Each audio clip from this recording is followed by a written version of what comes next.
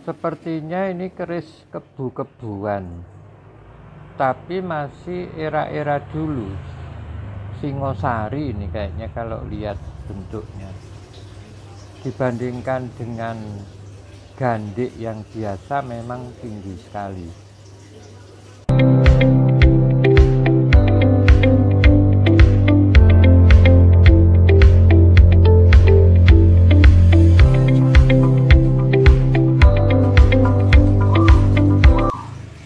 Kondisi patinanya masih alami dibanding yang sudah dibersihkan, biasanya cuma patina hitam.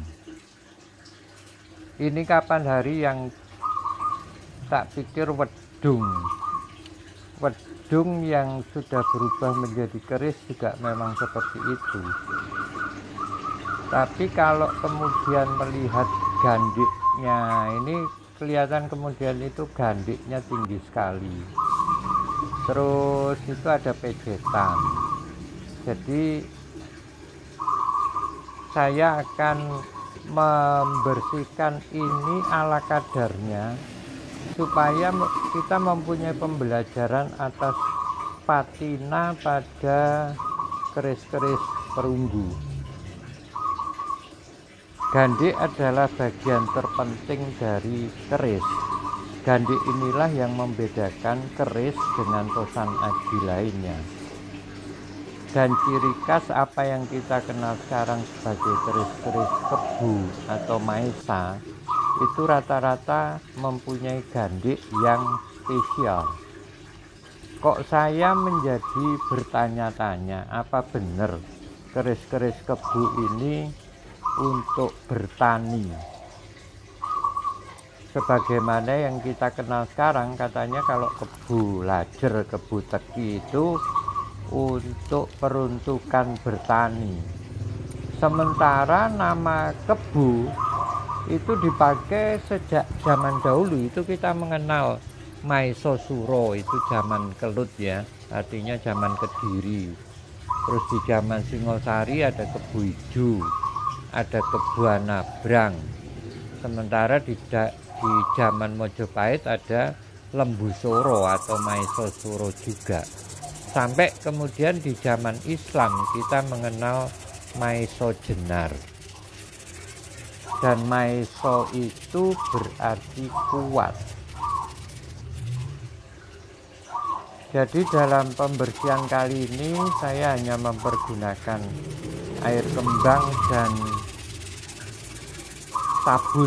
sabun wing ya, sabun wing yang kadar sodanya tinggi, jadi kemungkinan besar keasamannya juga kecil.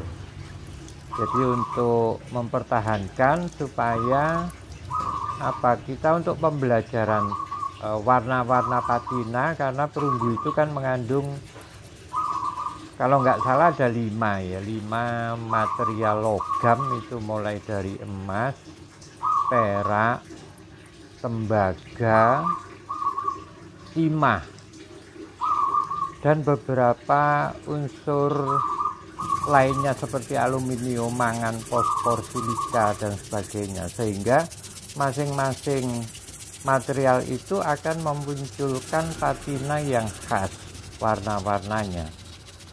Sebagaimana kita ketahui, keris perunggu ini zaman dulu memang dipoles sedemikian halusnya. Karena untuk apa ya, waktu itu dibilang besi kuning. Jadi memang untuk menyerupai emas ya.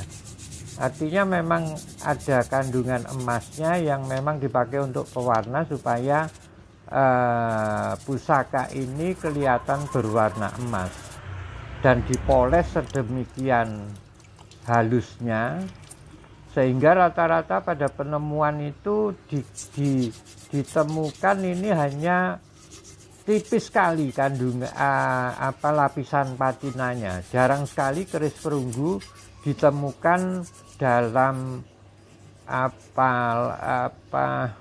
pelapisan yang sedimen yang tebal sekali.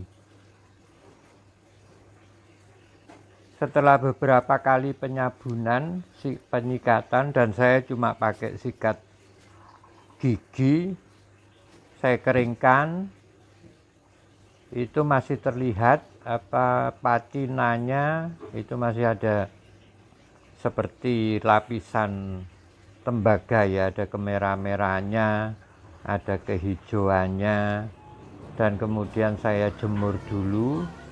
Itu terlihat warnanya masih berbagai macam, ada beberapa warna, ada yang hijau, ada yang hitam, ada yang teman-teman bilang biru mangsi, terus kemudian ada yang warna khas itu yang hijau biru seperti Prusi. Jadi inilah berbagai macam variasi warna yang kita temukan pada perunggu temuan yang sudah berpatina. Teroksidasinya hanya seperti itu, garis-garisnya masih mulus sekali.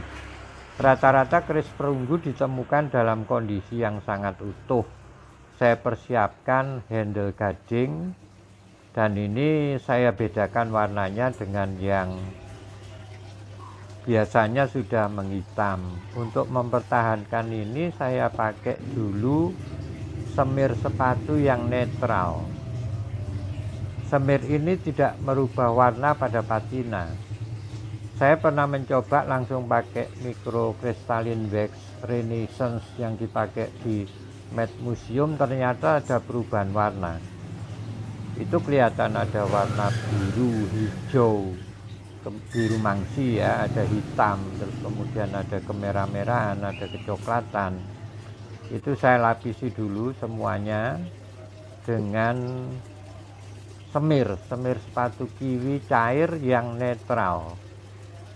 Itu untuk mempertahankan warna-warna patinanya. Dan anehnya itu gandiknya lucu, itu gandiknya ada. Nah, itu kelihatan ada lubang di gandik itu. Tidak seperti keris yang biasa, itu dia dalam, ada lubang di dalam gandik yang dalam, semacam got ya.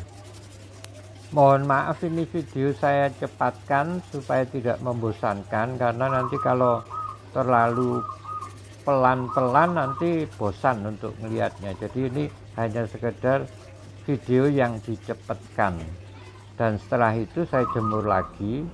Dan itu tadi berhasil mempertahankan warna-warna yang awalnya. Jadi tidak, semir sepatu tidak merubah warna dari patina itu. Semir sepatu kiwi yang netral ya.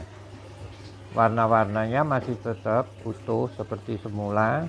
Dan setelah itu baru saya kasih dengan Renaissance wax, supaya kalau Renaissance wax itu betul-betul menjaga oksidasi, sehingga perubahan warna tidak terjadi lagi di kemudian hari.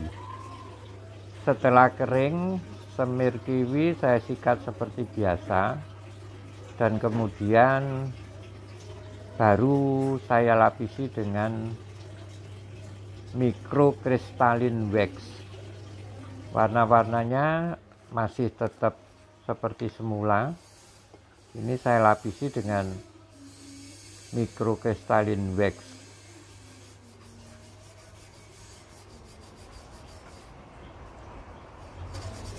Karena ini anti sentuh ya, kalau disentuh tangan tidak ngecap. Jadi kelebihan microcrystalline wax itu kalau disentuh keringat kita tidak menempel ke bilah. Beberapa kali pelapisan agar terjamin tidak ada pori-pori yang terbuka, dan kemudian kita sikat untuk memunculkan warna. Teman-teman bilangnya kalau patina itu agak sedikit mengkilap ya. Jadi ini dengan microcrystalline wax saya rasa cukup, kondisinya sudah cukup bagus, dan saya pasang dengan handle yang dari gading dan kombinasi perunggu. Sudah menjadi agak lebih cakep sedikit. wong Jawa aja lali Jawane. Matur nuwun.